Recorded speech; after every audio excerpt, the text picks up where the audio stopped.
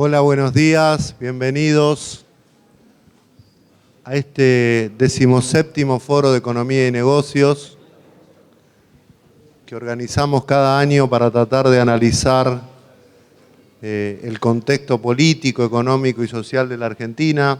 Todos sabemos que desde diciembre del 2023 estamos viviendo momentos distintos en la Argentina, para algunos, entre los que me incluyo, muy estimulantes.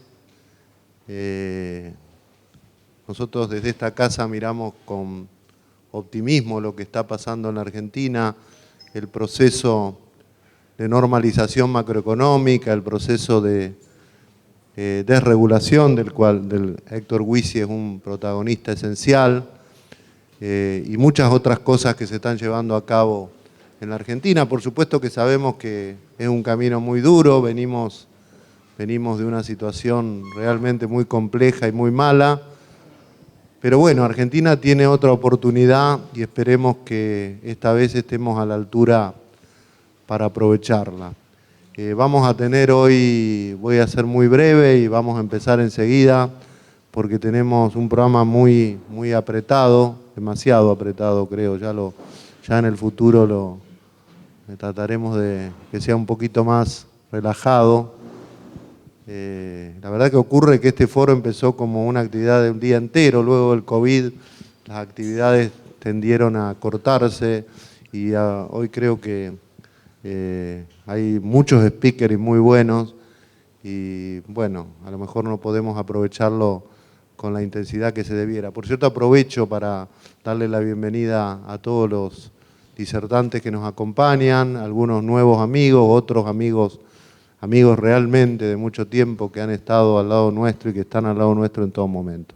Bueno, voy a presentar a Héctor Huisi, él va a decir unas palabras y luego voy a dialogar un poco con él. Héctor es subsecretario de Desregulación, es una persona que tiene una trayectoria realmente muy impresionante. Yo lo conozco, un poco de vergüenza decir desde cuándo, porque delata un poco nuestra edad, pero yo creo que lo conozco desde el año 85 más o menos, ¿no?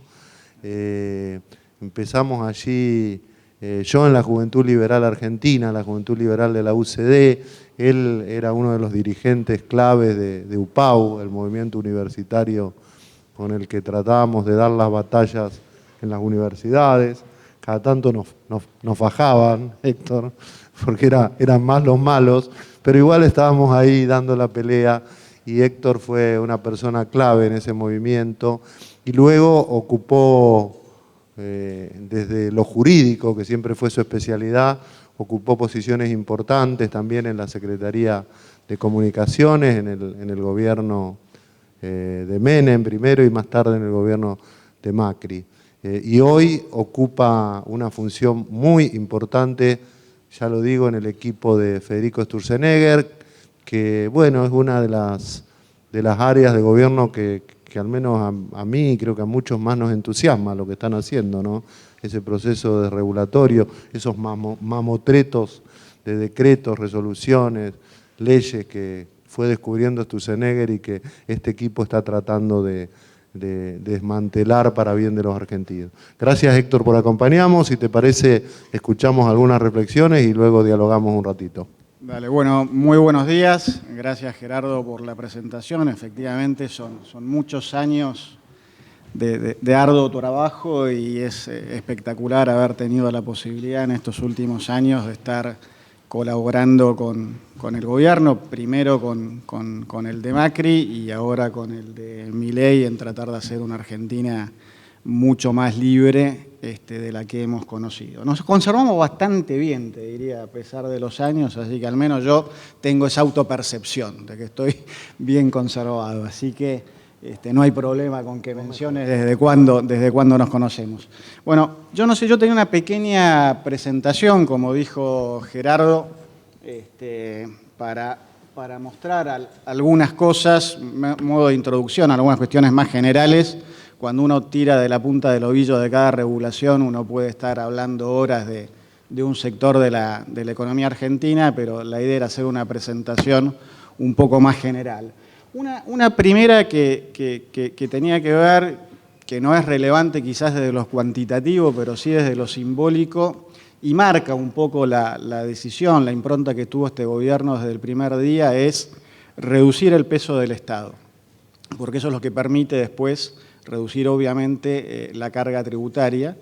Y una cosa que se dio, digamos, un contraste quizás con el otro gobierno del que yo formé parte, donde este tema se abordaron quizás un poco más tardíamente, es reducir los cargos jerárquicos del Estado. Dar el ejemplo de que si iba a haber que transitar un camino de autoridad, de ajuste, bueno, el gobierno iba a dar ejemplo. Se redujeron los ministerios a más de la mitad, secretarías un tercio, subsecretarías un número parecido, unidades de gestiones especiales y demás, y se congelaron sueldos. Quizá no es la mejor política a veces, pero hay que decir, estamos tratando desde el gobierno de decir, bueno, si hay que hacer sacrificios, los sacrificios los hacemos todos. Y después también la reducción de personal, de burocracia, que es lo que permite después bajar impuestos, lo que ha permitido bajar el impuesto país. Por supuesto que no es lo único, la reducción de personal, hay otras reducciones y hay reducciones asociadas a la reducción de personal, pero digamos es lo que permite en definitiva después haber bajado impuestos como este gobierno lo ha venido haciendo. Quizás el ejemplo típico hoy es el impuesto país, que debe haber sido, quitando el fondo del incentivo docente de la década del 90, el único impuesto transitorio en la Argentina que efectivamente fue transitorio, digamos. Hoy estamos en un número superior al que ustedes pueden ver acá. Estos números creo que eran a fines de diciembre, principios de enero, unos 40.000 empleados públicos menos, producto de achicamiento de la planta de empleados estatales, de contratados, de empresas del Estado, jubilaciones, renuncias. Hoy deberíamos estar cerca de 50.000 ya, y probablemente en los próximos días se siga profundizando esta reducción, que insisto, es lo que después permite, junto con otras reducciones de gastos, poder avanzar en reducción de impuestos. Ustedes por ahí lo habrán escuchado decir al ministro, a mi jefe inmediato, que es Federico Sturzenegger, decir, no me vengan a pedir reducción de impuestos, pídanme reducción de gasto, porque eso es lo que permite reducir impuestos. Ahora, entrando más en el tema que me ocupa más directamente a mí, si bien en el Ministerio trabajamos en forma muy transversal y prácticamente todos estamos viendo de alguna manera todos los temas, no hay compartimentos muy estancos, hablando de lo que es desregulación, me parece que a veces una imagen vale más que 1000 palabras, como dice el refrán popular. Y acá lo que ustedes ven es una norma sobre empaque de frutas. Frutas cítricas, no cítricas, secas y desecadas. Lo que está al fondo, que es una pila que se acerca bastante al tamaño de una Resma 4, es la norma que estuvo vigente hasta hace aproximadamente 2 meses. Lo que ven más adelante, que deben ser unas 10, 12 carillas, es la norma que lo reemplazó. Ahora, detrás de esto hay algunas cuestiones que permiten hacer algunas reflexiones más generales que van más allá del caso particular de la norma de empaque de frutas. La primera es, bueno, esto era un decreto ley del año 63 y una regulación del año 83 del último gobierno militar. Estaba evidentemente redactada con alguien de una mentalidad castrense, donde disciplina, verticalidad, detalle, nada quedaba librado al azar. Pero las reflexiones más de fondo es, bueno, ¿por qué tenemos tantas regulaciones? Y sin entrar en algunas patologías que después podemos mencionar, en primer lugar, porque acá hay una idea, digamos, de que hay que prevenir algún riesgo. En este caso, prevenir el riesgo que puede causar consumir alguna fruta que haya estado en mal estado, hay algún riesgo fitosanitario o hay algún riesgo para la salud y, por supuesto, misión del Estado, prevenir todos los riesgos. Por supuesto que después hay que encontrar un equilibrio entre cuánto riesgo queremos prevenir y cuánto costo estamos dispuestos a asumir, porque en general acá se quieren prevenir todos los riesgos, pero no se quieren pagar ninguno de los costos y eso es algo que obviamente no funciona. Yo siempre doy como ejemplo, bueno, lo habrán escuchado al ministro, él dice, bueno, uno sale a la calle, hay un riesgo, y no decimos por eso que está prohibido salir a la calle.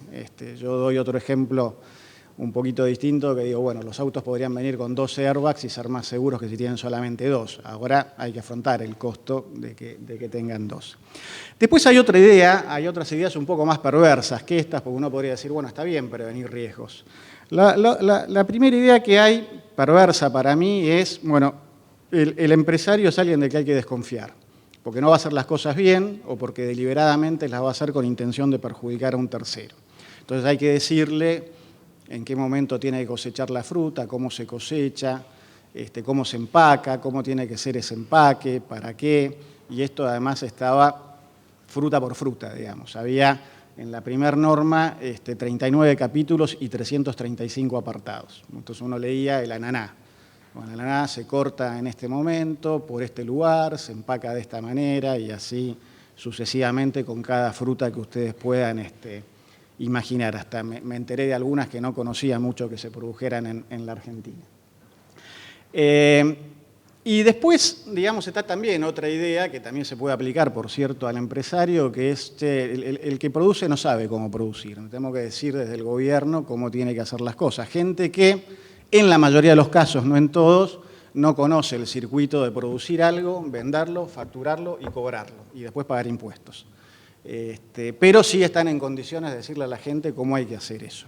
Y la otra es que el consumidor es un perfecto tonto, que solamente es inteligente el día que vota al gobierno, porque si vota a la contra también es tonto, y hay que decirle todo lo que tiene que hacer y prevenirle todos los riesgos. Esto como, digamos, un poco reflexiones que estarían dentro del carril, digamos, de la normalidad, porque después están todas las normas, no es este el ejemplo, pero sí podríamos hablar de otras, que están hechas para que las ventajas que yo no logro a través de la competencia en el mercado, las logre a través del lobby y la regulación. Entonces yo a través del lobby y la regulación desplazo a un competidor o me quito de encima un competidor que no puedo quitármelo de encima en la legítima disputa por la preferencia de los consumidores en el mercado.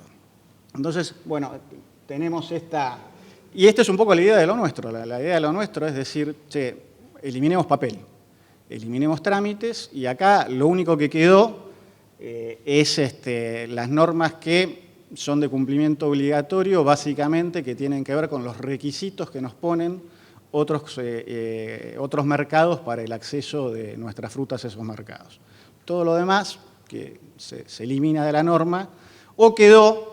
y esa es una aclaración que hay que hacer, quedó como de cumplimiento optativo. Uno puede calificar la fruta por grados de calidad, bueno, si uno lo quiere hacer, lo hace y están indicados cuáles son esos grados de calidad para que en todo caso haya cierta uniformidad para conocimiento del consumidor, pero no es de cumplimiento obligatorio. Lo que es de cumplimiento obligatorio pasó de aquella pila A4 a estas hojas. Y eso es lo que tratamos de replicar en todos los órdenes de las actividades, a veces con más éxito, a veces más rápido, a veces no directamente eliminando trámites, no son siempre modificaciones o cambios, a veces directamente hay que eliminar cosas. Nosotros en algunos casos llegamos a la conclusión, bueno, no es función del Estado hacer tal actividad. Bueno, si no es función del Estado hacer tal actividad, se elimina directamente del organigrama algún área del Estado, que es lo que hicimos con el Procrear, por ejemplo.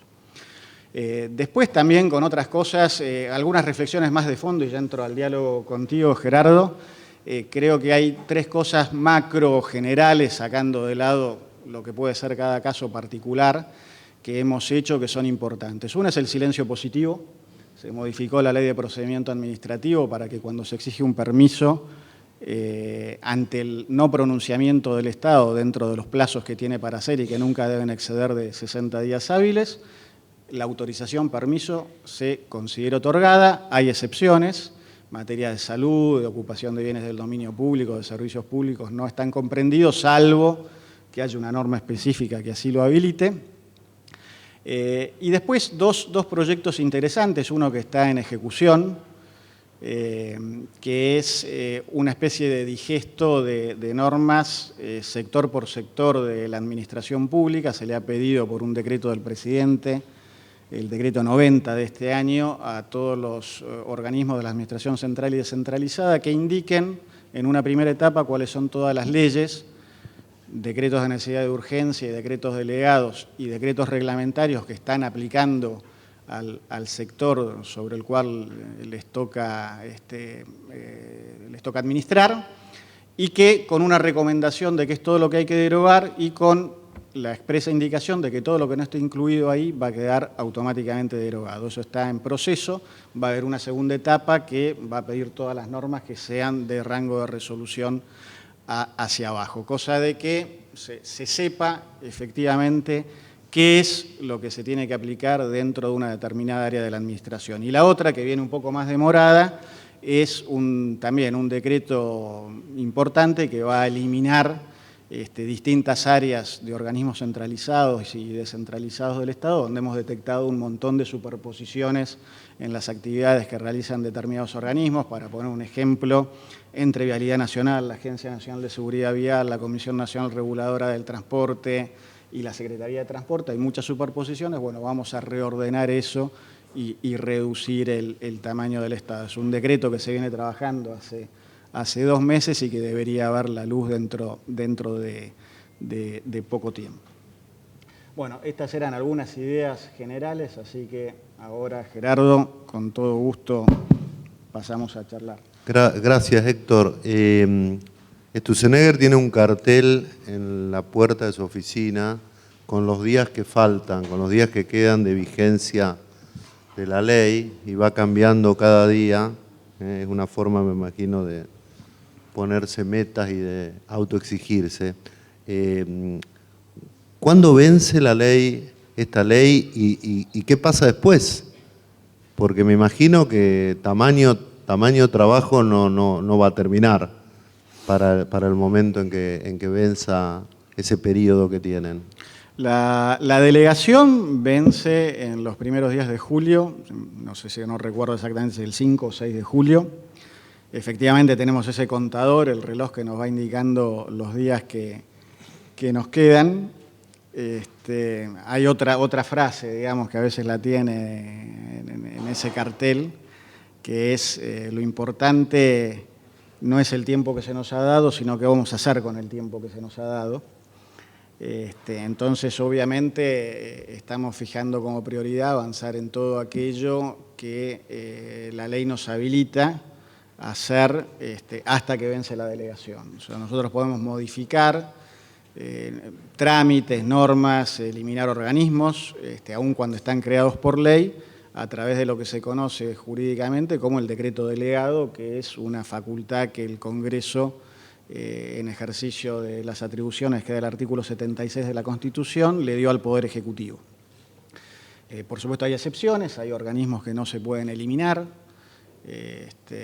Por ejemplo, no sé, ahora recuerdo el INCA, es un organismo que no se puede eliminar, el ENACOM es otro organismo que no se puede eliminar, el INTA, el INTI son organismos que se pueden eliminar, pero se pueden modificar, transformar, fusionar, eso se puede hacer, pero no eliminar. Entonces, en ese sentido, trabajamos priorizando aquello que tiene una fecha de vencimiento en cuanto a las facultades que tenemos, y por supuesto que ahí no se acaba el tema, porque hay muchísimas otras cuestiones que no requieren, digamos, de una habilitación legal, son resoluciones de distintos tipos de organismos, de ministerios, de la AFIP, de la aduana, sobre las que trabajamos y seguiremos trabajando después del 5 o 6 de julio también.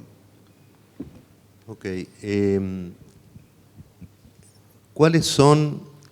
Me imagino que en esto ustedes están haciendo un trabajo muy amplio, muy concienzudo, pero tendrán conciencia de la necesidad de que estas medidas lleguen a la gente, ¿no? Y eso es lo que a veces demora y eso es lo que a veces genera, no dudas, pero bueno, alguna expectativa. Hay cosas cuyos resultados se han visto, por ejemplo, toda la reforma en alquileres. Eso ha sido un cambio muy manifiesto y muy palpable, ¿no? Yo recuerdo que mi hijo había vuelto de España justo cuando entraba el gobierno de Milei, y no hay forma de conseguir, no había forma de conseguir un departamento para alquilar en Rosario, literalmente, ¿no? Y eso ha cambiado de una manera bastante sensible. ¿Cuáles son los temas así que vos creés más gordos, para decirlo de alguna manera gráfica, que tienen en manos, que pueden repercutir con cierta rapidez, que pueden impactar con cierta rapidez en la gente? Porque digo, esto creo que es lo que puede alimentar, digamos, el apoyo y el consenso a este tipo de procesos, ¿no? Bueno, el ejemplo que vos citás de la ley de alquileres es algo inmediato, digamos. Nosotros lo hemos medido un año después, la oferta, al menos en el Gran Buenos Aires, que es donde hicimos la medición, se multiplicó casi por 4 y los precios en términos reales son más bajos. Ahora, no todo tiene el mismo nivel de respuesta. Yo creo que cuando vos mirás esto, digamos, cada uno tiene su metro cuadrado, ¿no? Entonces, uno elimina algunas normas que por ahí uno dice no tienen un gran impacto a nivel general, como puede ser la ley de alquileres, pero que también le cambian la vida a quien está en ese metro cuadrado. Voy a dar un ejemplo muy minúsculo. Un día nos enteramos que para hacer trámites en las oficinas del ANSES había que estar previamente inscrito en un registro. Bueno, se eliminó ese registro, está bien, no le cambia la vida a la Argentina, pero a los que querían hacer un trámite ahí adentro y que debían de hacer ese tipo de trámites, sin duda le cambia. Yo creo que hay muchas cuestiones vinculadas al comercio exterior que son de impacto. Algunas se notan rápidamente, otras van a llevar más tiempo. Creo que hemos hecho muchas modificaciones en el sector transporte, se eliminaron muchos trámites que también tienen impacto para un universo importante de gente.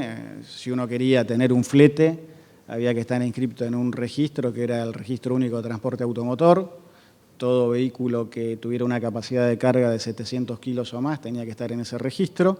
Para estar en ese registro, que lo manejaba básicamente una asociación de cámaras empresarias y sindicatos, el sindicato de camioneros, que cobraba una tasa por inscribirte en el RUTA y que te pedía básicamente documentación que ya la gente tenía que tener.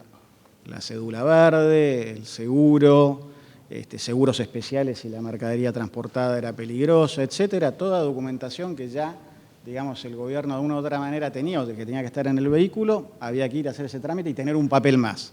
Y si no tenías el papel, estabas en infracción y te multaban. Entonces, podríamos seguir viendo ejemplos de cosas que tienen impacto. Nosotros tratamos de trabajar sobre aquello que tiene un impacto directo en el comercio y la producción, pero por supuesto hay algunas otras cuestiones que tienen impacto, por ahí nosotros decimos, en el bienestar de la gente. No sé, este tema de eliminar monopolios dentro de parques nacionales. Bueno, por un lado va a servir para incrementar la oferta y va a haber gente que va a poder desarrollar negocios que antes no podía desarrollar, pero también beneficia al lado de la demanda, que va a poder acceder a una mayor oferta y diversidad de servicios y de precios.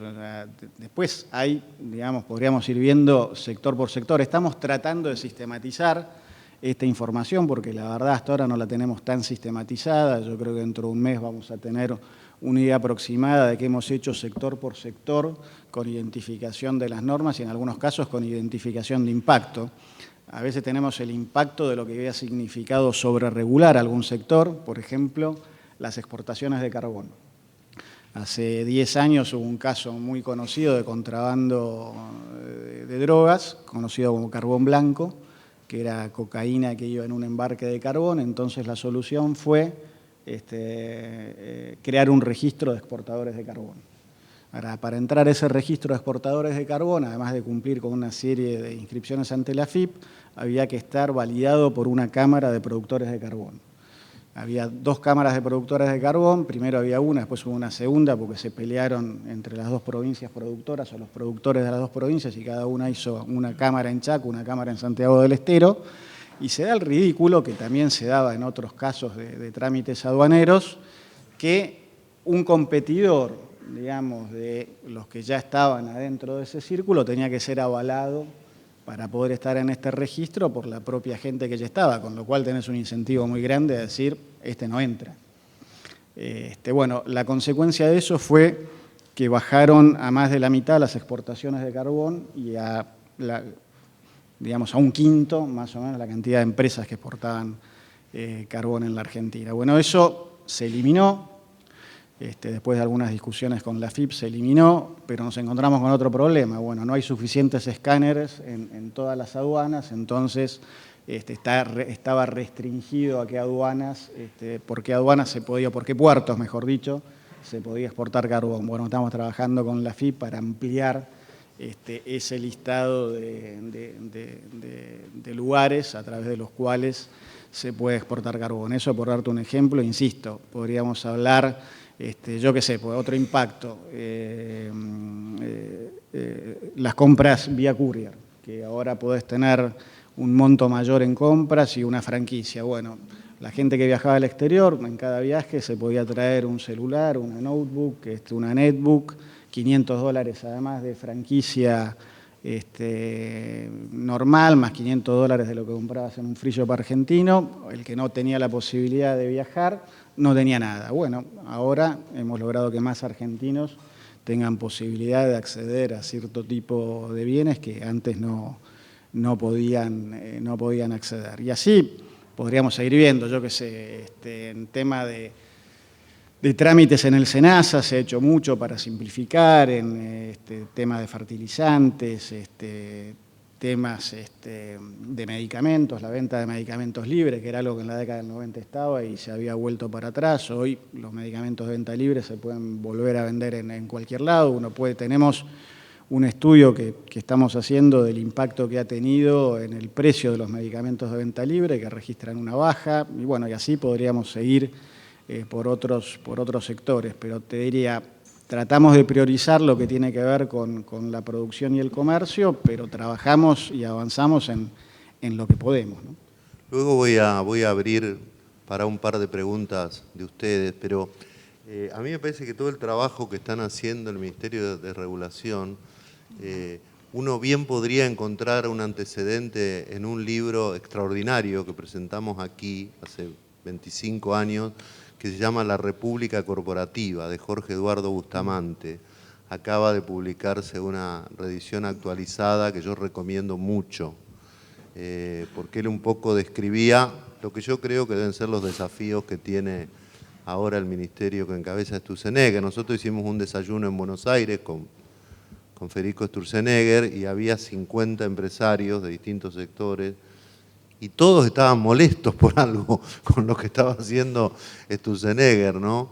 Y es increíble lo que ha pasado en la Argentina y me resulta muy impresionante y muy indignante cómo esos sectores, muchos de esos sectores que defienden privilegios, se envuelven en la bandera argentina. Se envuelven en la bandera argentina y dicen, no, esto es clave para el país. Ahora vimos, no sé si vieron una declaración, yo no manejo, no entiendo nada de auto, a pesar que están los amigos de ACAR acá, pero una declaración de los talleres que hacen la verificación vehicular, que ustedes están haciendo un cambio importante. Y los talleres, los 28 talleres de la provincia de Santa Fe, sacaron una declaración que poco más decía que con esta medida se condenaba a que murieran no sé cuántas miles de personas en accidentes viales y cosas por el estilo, ¿no? O sea, es impresionante cómo gente que defiende privilegios, que defiende curros, se envuelve en la bandera argentina y trata de disfrazar sus causas, que son causas quizás legítimas, pero son causas sectoriales, a veces personales, queriendo convertir en causas nacionales. Y la pregunta va a eso. Me imagino que, por un lado me imagino que Milei debe apoyar mucho esto, pero igual la presión, el efecto de los lobbies debe ser realmente tremendo, ¿no? En el ministerio, en las áreas que llegan a ustedes. A mí me vinieron a ver, por ejemplo, 2 o 3 empresarios muy importantes de maquinaria agrícola, algunos, incluso de alguna empresa internacional, para decirme, bueno, ustedes que son amigos de Sturzenegger, ¿por qué no le dicen que esto de la importación de maquinaria agrícola usada no puede ser? Porque, bueno, me daban unos argumentos, me decían que podían traer esas máquinas plagas de otros países. Yo digo, pero a ver, yo no entiendo nada de esto, pero me imagino que se deben poder desinfectar las máquinas antes de traerlas, ¿no? Argumentos realmente increíbles, y eso creo que les debe pasar todo el tiempo, ¿no? Bueno, yo te diría, está muy extendido, es un poco ese fenómeno que yo hablaba al principio, de decir, bueno, lo que yo no logro en el mercado a través de ofrecer productos que obtengan la preferencia del consumidor, lo busco a través de la legislación, estableciendo barreras para eliminar competidores. Y siempre, por supuesto, nadie dice, yo vengo a pedir esto en nombre de mi interés egoísta, ¿no? Siempre se viene a pedir en nombre de algún interés superior. Yo tenía por defecto, y ahora tuve que volver a hacerlo por obligación profesional, leer el boletín oficial. En la década del 90 salía todo el tiempo normas que, bajo el título Defensa del Consumidor. Entonces uno decía, bueno, vamos a ver qué hicieron de defensa del consumidor. Normas de cumplimiento obligatorio para el calzado importado deberá indicar, y venía todo lo que tenía que tener la etiqueta, y por supuesto que si no tenía esa etiqueta el calzado no ingresaba a la Argentina. La norma no estaba destinada a proteger al consumidor. La norma estaba destinada a proteger al fabricante local de calzado. Recuerdo claramente ese ejemplo, hay millones de ejemplos de ese tipo, con lo cual yo aprendí a desconfiar de 2 cosas. Cuando me hablan del interés general, y la otra que aprendí a desconfiar es cuando me hablan de la solidaridad. Cuando me hablan de solidaridad es que me van a sacar compulsivamente algo. Pero bueno, sabemos que están estas cuestiones. Lo bueno es que tenemos un presidente que es impermeable a estas cosas, o bastante impermeable, y que hay una unidad de criterio de avanzar contra esas cosas. Yo diría que cuenta con un grado de adhesión importante en los niveles de conducción del gobierno en general, y ni te hablo en el caso de Federico, que da estas peleas con nombre y apellido sin ningún tipo de problemas. También nos vinieron a decir, no, la prohibición de exportación de chatarra es estratégico para el país, entonces tiene que estar prohibida. Bueno, entonces, si está prohibida, si la chatarra es estratégica, el acero es mucho más estratégico, también debería estar prohibido. Pero ahí el razonamiento no es el mismo. Después hay ejemplos para lo que tengas ganas de mencionar. Vos mencionaste alguno de autopartes, después que otro, recuerdo varios, pero bueno, la decisión es avanzar en un país que recupere para sus productores y sobre todo para sus consumidores grados de libertad. Los pilares de este gobierno son orden macroeconómico, equilibrio y superávit fiscal, y después, básicamente, liberar las fuerzas de la producción y devolverle libertad a la gente, que eso es lo que tratamos de hacer todos los días desde el Ministerio. Muy bien, ¿alguna pregunta, Miguel? Cuando vencen las facultades delegadas, las normas que no tienen categoría de ley, regulaciones de distintos organismos, ¿se pueden seguir modificando o también están atados con eso? No, todo lo que no tenga rango legal lo podemos seguir modificando, como si, digamos, no necesitamos la ley para hacer esas modificaciones, solo la necesitamos para algunas cuestiones, pero para lo que es una resolución de un organismo, un decreto reglamentario, no necesitamos de la renovación de las facultades delegadas.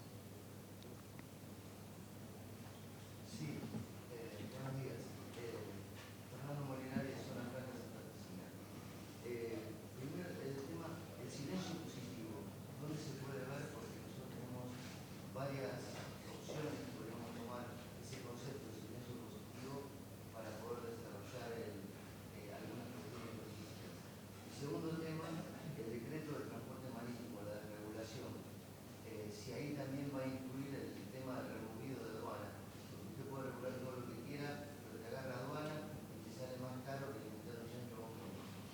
Bueno, dos preguntas en una.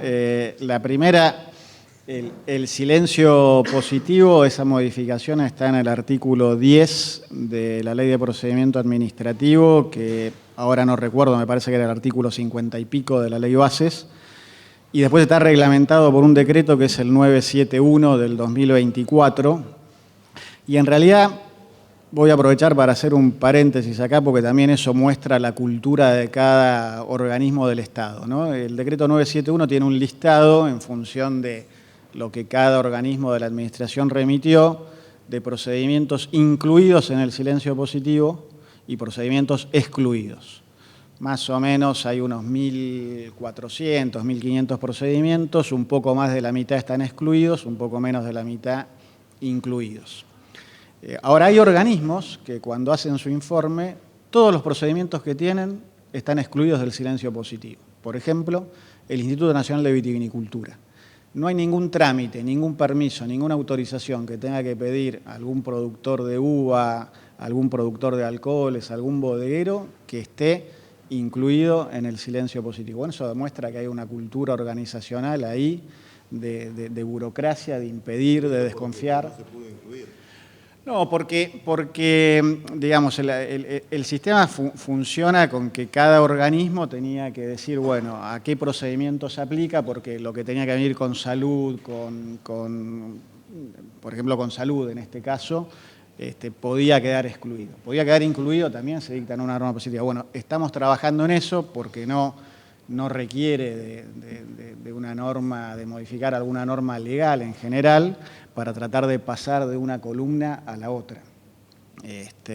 Pero yo cité el INB, pero no es el único. En la ANMAT también la mayoría de los procedimientos están excluidos del silencio positivo, en el SENASA la inmensa mayoría también. Bueno, ahora hemos hecho algunas modificaciones y logrado avanzar con el SENASA en la eliminación de algunos trámites. Muchas cosas que estaban sujetas a un permiso ex ante, digamos, ahora están sujetas a un control ex post. Bueno, digamos, si hay que cumplir determinadas condiciones sanitarias o de seguridad, una declaración jurada de que se cumple y después, en todo caso, que el organismo fiscalice. Porque muchas veces te pasa, además, a mí me pasó con algunos temas en la Subsecretaría de Combustibles, que ahora estamos por avanzar con el autodespacho de combustible, que, por supuesto, bueno, el riesgo, el manejo del combustible, que va a volar la estación de servicio, de vuelta, son todos tontos, suicidas, que si no está el Estado para decirle cómo se hacen las cosas, no las van a saber hacer.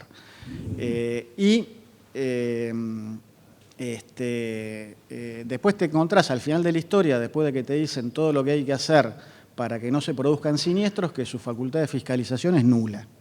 O sea, con lo cual dice, bueno, ¿para qué pedís todo esto si tu facultad de fiscalización es nula? En definitiva, estás confiando en que la gente termine haciendo las cosas bien, no porque está alguien con poder de fiscalización y de sancionarlo, sino porque naturalmente la inmensa mayoría de la gente quiere hacer las cosas bien. Y tu segunda pregunta tenía que ver con el transporte fluvial, creo, ¿no? Con el cabotaje. Bueno, ahí hay un tema que es de aduana, digamos, que nos los han planteado sobre todo distintas provincias, que lo estamos viendo con el ARCA, digamos, hoy en día. Yo no estoy en ese equipo, pero sé que lo están viendo, lo que tiene que ver con el transporte, digamos, de cabotaje, tiene que ver más con la industria fluvial, con el transporte en sí, que con temas aduaneros, digamos. ¿Alguna otra pregunta? Sí. Han planteado toda una serie de regulaciones que tienen implicancia o tienen que adherirse las provincias y los municipios, ¿no?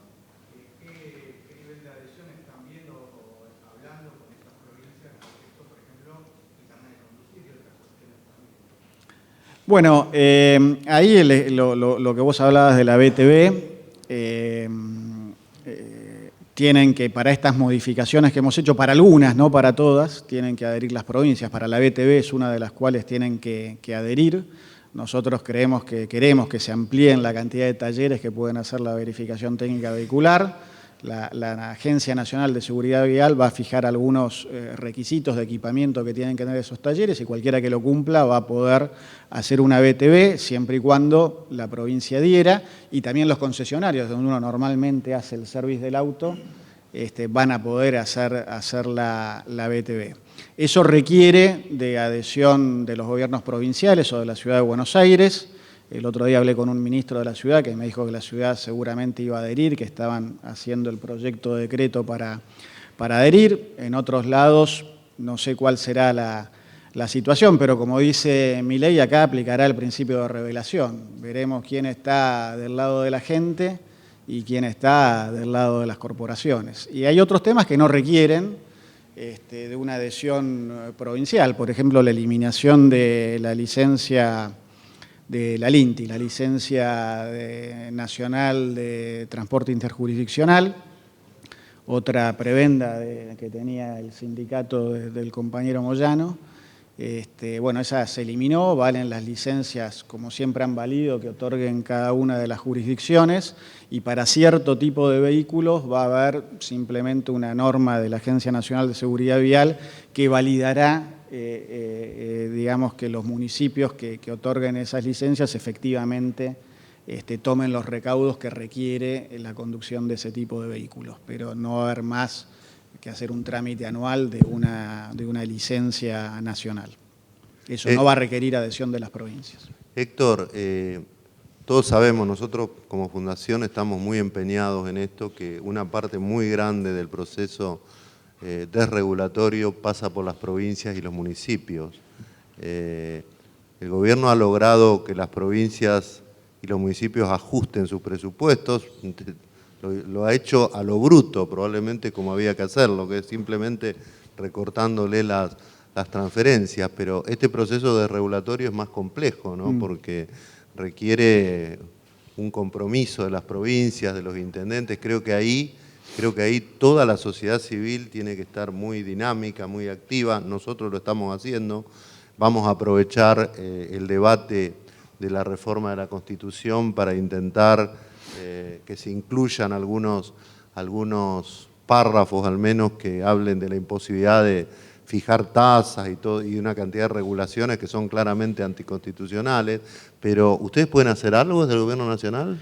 Mira, a ver, hay algunas áreas donde uno a través del Congreso en facultades que se denominan concurrentes entre provincia y nación podría pensar en tener algún tipo de injerencia, pero yo creo que acá la clave está en lo que vos dijiste, que es la participación de la gente. Esto requiere, muchas de las cosas que nosotros hacemos requiere que después la gente exija el cumplimiento de las libertades que hemos devuelto. Si, por ejemplo, nos pasa muchas veces con un tema que hicimos, fue decir, no se puede cobrar SADAIC o los derechos de las sociedades de gestión colectiva cuando es una fiesta privada porque yo alquilé el salón para festejar el cumpleaños de mi hija. Bueno, SADAIC tiene la pretensión de seguir cobrando. Bueno, la gente se tiene que oponer a eso. Digamos, nosotros no podemos estar tampoco en la puerta de cada establecimiento con una copia del decreto echando al inspector de SADAIC. Si no hay en eso un ejercicio, una colaboración de la gente, y bueno, algunos seguirán aprovechando porque es más fácil trasladarle el problema al consumidor que hacerse cargo de que hay una norma que dice esto no se puede hacer. Lo mismo, te pongo este ejemplo, lo mismo puede suceder con otras cuestiones. Yo creo que hay un cambio cultural en la Argentina incipiente, donde la gente, quizás en la pandemia, se dio cuenta que no hacía falta tanto Estado, que esto del Estado presente era medio un verso para encubrir privilegios. Yo siempre digo, el Estado está presente donde hay negocio y ausente donde hay una necesidad. Y yo creo que la gente eso lo empezó a ver, y tiene que haber una demanda y la política se tendrá que hacer cargo de esa demanda. No es fácil porque nadie suelta alegremente algún privilegio que tenía otorgado, pero bueno, esto requiere de la participación y colaboración de la gente. Tenemos una plataforma también que hemos habilitado, que es Reportar la Burocracia, donde recibimos, y yo te diría que aproximadamente la mitad de lo que recibimos tiene que ver con normas de carácter municipal o provincial. Lo que nosotros hacemos ahí es compilarlas y después transmitirle a cada gobernador de provincia, bueno, tenés esto, llegan estas quejas, fíjate qué puedes hacer. Hay algunas provincias muy activas, como por ejemplo Mendoza, hay otras no tanto. Nosotros eliminamos, por ejemplo, el RUTA, que les comenté antes. Ahora sigue existiendo algo que se llama el COT, que es el certificado de objetos transportados, que se duplica con los remitos que exige la AFIP para transportar mercadería. Bueno, la provincia de Santa Fe tiene el COT, pero por lo menos lo tiene limitado a lo que es el transporte dentro de la provincia. Ahora, hay provincias que invaden atribuciones del gobierno y dicen, no, aunque vayas a otra provincia, yo te exijo igual el COT. Por ejemplo, la ciudad de Buenos Aires. O sea, para mostrar que en esto de sobreregular, no necesariamente hay un alineamiento ideológico partidario, ¿no? Bueno, creo que hay algún par de provincias más que también lo tenían. Bueno, nosotros le decimos, bueno, vienen reclamos. El decreto dice claramente, para circular por una ruta nacional en transporte interjurisdiccional, la documentación es esta. Cualquier otra cosa que te pidan no va. Ahora, tampoco podemos estar nosotros parándonos delante del puesto policial que está exigiendo un documento que no corresponde. Gracias, Héctor. Muchas gracias por acompañarnos. De todas las cosas buenas que está haciendo el gobierno de Milei, y hay muchas cosas buenas que se están haciendo, yo creo que una de las más importantes es destapar lo que es el Estado, ¿no? Esto que debía ser una organización que atendiera las necesidades de la gente y se convirtió en una organización que solo atiende las necesidades de sus miembros, ¿no? Acá estaba muy presente el latiguillo, valga la redundancia, el Estado presente. Todo el tiempo se hablaba del Estado presente. Y mientras se hablaba de eso, llegó a haber 250 homicidios en la ciudad de Rosario. ¿Qué Estado presente? Si el Estado no era capaz de garantizar la vida de la gente. Y con un detalle, cuando asume Hermes Wiener, y no es por cargar las tintas con un partido político, porque esto ha sido una constante, había en la provincia de Santa Fe 97.000 empleados. En el año 2007 había 97.000 empleados. Hoy hay 165.000. Ahora, ¿en qué nos cambió la vida a los santafesinos esos casi 70.000 empleados de más? ¿Nos cambió en algo la vida? Bueno, ahora por otras razones, por suerte está mejorando la lucha contra el delito, pero la verdad es que uno no ve que esté mejor la educación, ni la justicia, ni nada de nada.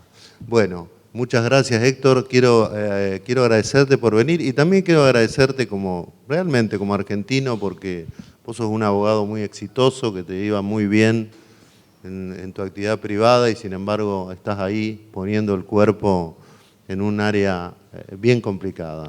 Así que gracias por hacer esta patriada. El agradecido soy yo con vos. Dos últimos mensajes. Uno, a raíz de lo que decís recién, yo hago esto porque me gusta. No siento que tenga que andar haciendo chapa de que dejé un lugar cómodo para ir a sacrificarme por la Argentina. Hago esto porque tengo vocación y me gusta. Lo disfruto y me amargo, como en toda actividad que uno hace, pero no creo que valga más porque yo era un abogado medianamente exitoso que ganaba medianamente bien en un estudio muy bueno de la ciudad de Buenos Aires. Insisto, desconfío del que viene a veces a decir, che, yo estaba muy bien y vengo acá a sacrificarme por la Argentina. Yo hago esto porque me gusta.